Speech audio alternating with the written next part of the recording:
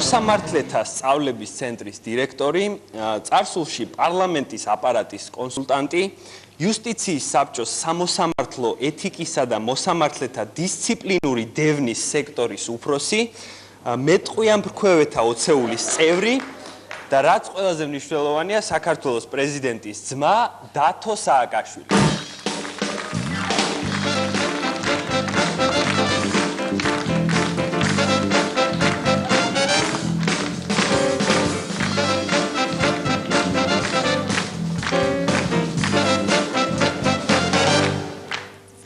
თავიდანვე სანამ შეკითხვების დასმას დავიწყებ, მინდა გითხრა, რომ ჩვენი ძმები არ უნდა გავაცნოთ ერთ-ერთმანეთს. იმიტომ რომ ესე ჩვენ ვიცნობთ, მაგრამ ჩემ ძმას პრინციპში არ ცალია, თან აქ არ არის და თან დაკავებულია ძალიან და შენი ძმა რას აკეთებს? ჩემი ძმა პრეზიდენტია. პრეზიდენტია? კაია, კაცო, ქუჩაში თუ არ დგას და სიგარეს თუ არ ეწევა.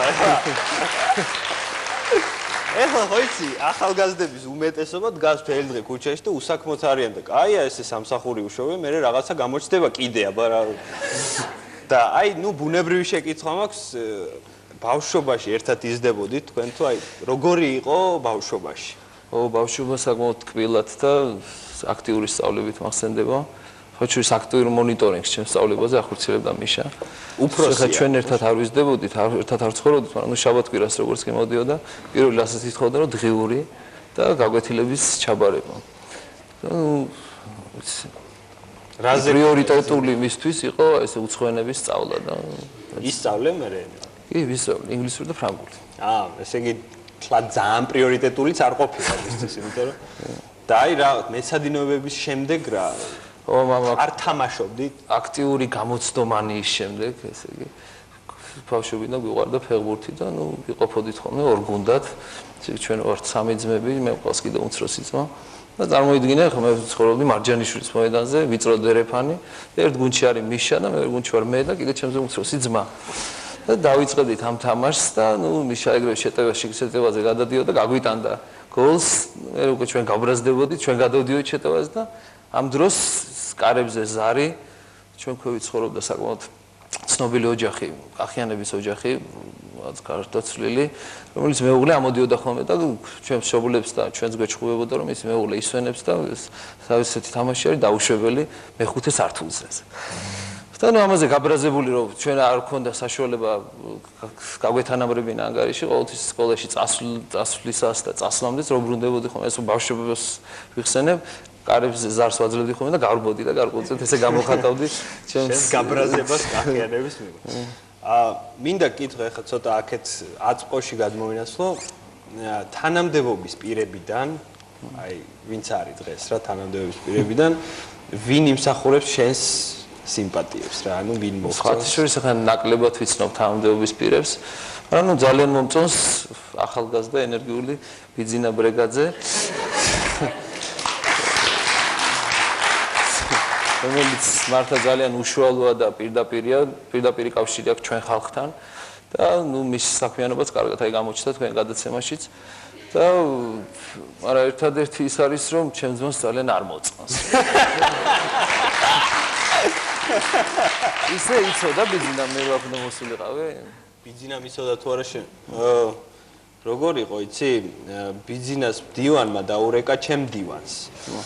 რო ესე იგი ღამის შოუს სტუმრობის შესახებო რა, საკითხი რო განვიხილე. ჩემამ მდივანმა უთხრა რომ დათოს დაურეკეო, ოღონდ ჯერ მე უნდა დაურეკო, რომ ნებართვა ავიღო და დამირეკა ჩემამ მდივანმა, მერე დამირეკა ბიძინას მდივანმა. მერე მე უთხარი ჩემ მდივანს რომ გადაურეკე ბიძინას მდივანს, მეთქი რომ კი ბატონო რა პრობლემა არის. მერე ჩემამ მდივანმა დაგირეკა შენ რომ აი სტუმრად მოდიო ჩვენს გადაცემაში. თქვენ ახლა თანამდებობის ხალხი ერთმანეთთან მდივნების მეშვეობით ურთიერთობდა.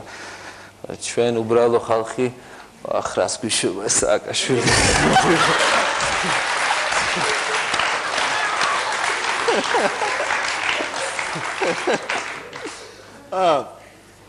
უნდა შეგეკითხო ჯარის შესახებ, ხო? ერთი თვის განმავლობაში თუ რამდენი ხანი განმავლობაში აქტიურად მონაწილეობდი. როგორი პირობები იყო? აი მაგალითად კვება, როგორი კვება იყო? კვება არაჩვეულებრივი, ესე იგი დილას კარაქი, პური, ჯემი, ვერმიშელი ხორცით, შუადღეს ხარჩო, სუპი, სალანკა, გრეჩი ხარ, ოხარშული ხარ. სხვების როგორი, სხვებისთვის როგორი. და აი საერთოდ როდესაც სანამ წახვიდოდი, შენი мотиваცია დაუშვათ რა იყო, რომ აი ჯარში ერთი თვით წავალ ამ სწავლებებზე, რატომ წახვ, რა მოტივით წახვედი? პირველი როგორც კი გავიგე რომ ესეთი სწავლება იგეგმებოდა, აქამდე არ მქონდა ნამსახურები ჯარში, ელემენტარულად მაინტერესებდა. მეორე თან ვიფიქრე ხა ჩემი საქმიანობიდან გამომდინარე ძალიან დატვირთული ვარ და ჭირდება დასვენება, გამოძინება, გართობა, ხალხთან ურთიერთობა, გავიცნობ მეთქი ხალხს და გავიცი ეს იყო ძირითადი მოტივი. და ვერ დაისვენე მე რა. სამწუხაროდ ვერა ვინაიდან როგორც კი მივედი ჩემთან ბატალიონში, რეზერვისტთა ბატალიონში, როგორც კი გამანაწილეს მეტყვი ამ ქვევეთა 20-ულში, პირველი რაც მიბრძანა 20 მეთაურმა, რომ ესეო ტექხა პირველი იწყება ეს ტაქტიკური მომზადებაო და მიდიოდ მიწაზე იხოხეო და მივხვდი რომ ამ შემთხვევაში დასვენება ნაკლებად გამოდის. შენი გვარი არისო და იმან გვარი თავიდან არიცოდა, მაგრამ ჩვენმა ერთ-ერთმა საერთო ნაცნობმა ბატალიონის მეთაურთან, როგორც კი წარუდგინა ჩემი თავი, რომ უთხრა, იციო ეს ვინ არისო, ესო ჩვენი პრეზიდენტის ძმა არისო და მე რაღაც ველოდები რაღაც დადებით გამოხედავს, მაგრამ პირველი რაც დავინახე, რომ ეს ცივი თვალები შემოხედა და ითქვა, მე რაო.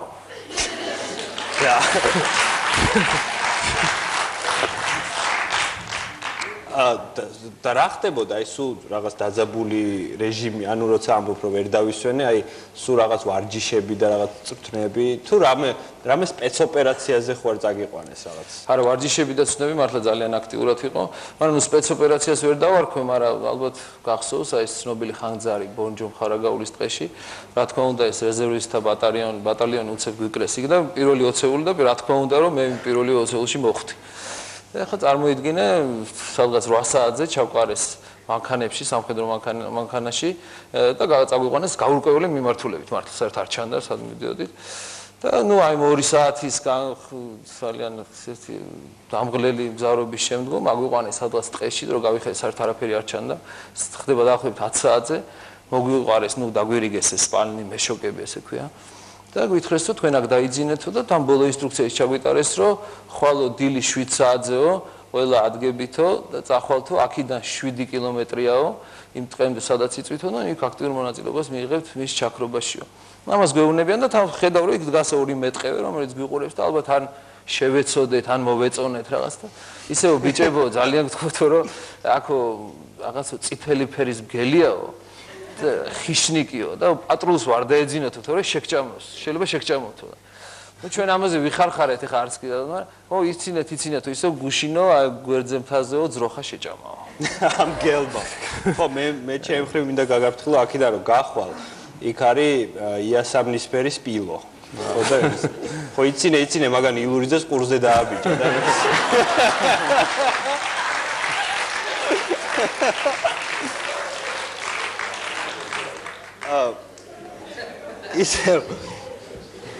ისევ ძმაზე შეგეკითხები ერთ შეკითხვას თუ შეიძლება რომ აი ამნეს რომ დადის ძალიან ბევრი ვიზიტი რო აქვს შენ იშვიათად ნახულობ ხოლმე ანუ აქ ეხლა თუ ხშირად ნახულობ თუ როგორ სხვათა შორის საკმაოდ იშვიათად სხვათა შორის მეც ძალიან ხშირად მიწევს საზღვარგარეთ სიარული ჩემი საქმიანობიდან გამომდინარე ერთი 6 ჯერ მყავს ნანახი სტრასბურგში ლონდონში დავინახე ვაშინგტონში დამირეკა და ბოლოს აი ხო ოსიაურში ჯარში რო ვიყავი ჩამოვიდა და მან შეგიყო და ეგა